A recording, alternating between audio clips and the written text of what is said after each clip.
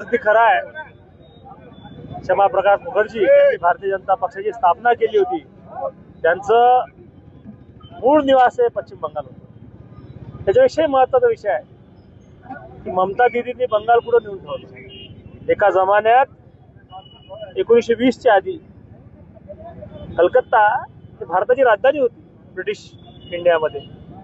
दिल्लीमध्ये शिफ्ट झाली असेल, परंतु फार मोठं उद्योग आणि व्यापाराचं केंद्र कलकत्ता होतं. आज कलकत्त्यात लोक पळून चालले. हजारो लोकांनी प्राण दिले होते जेव्हा तत्कालीन ब्रिटिशनं अशाच जातीच्या भरोशावर पश्चिम बंगाल आणि पूर्व बंगालची फाळणी केली. ग्रेट पार्टिशन ऑफ बेंगॉल ज्याला आपण म्हणतो, न्यू तेव्हा टाकल्या गेली हिंदू आणि मुस्लिम मधले पार्टिशन करायचे. त्याला विरोध हा तत्कालीन आमच्या लोकांनी केला होता, सर्व लोकांनी केला होता. ब्रिटिशांनी ऐकलं नाही. त्याला खतपाणी घालायचं काम ममता दीदी करत होत्या. The great famine of Bengal म्हणजे बंगालचा सगळ्यात मोठा दुष्काळ जो होता, तेव्हा लोक मरत होते, परंतु अन्न सळत होतं. परंतु वर्ल्ड वॉर एक चालू असल्यामुळे ते धान्य बाकी परदेश वळवासाठी लोक मरू दिले आणि 1 मिलियन म्हणजे 10 लाख लोकांनी त्यांना जीव गमावला त्यावेळेस पश्चिम बंगालमध्ये. इतका इतिहास असणारा, देशाला अनेक सुवर्ण अक्षरांनी लिहिल्यासारखं प्रेरणादायक गीत देणारा हा बंगाल प्रदेश आज भारतीय जनता पक्षाने जिंकलेला आहे.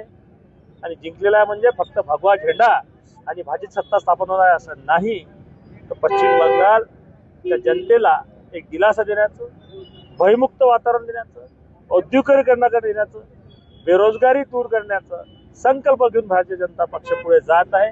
प्रधानमंत्री मोदीजी, आमचे गृहमंत्री अमित भाई शाह यांचे मनापासून आभार आणि अभिनंदन.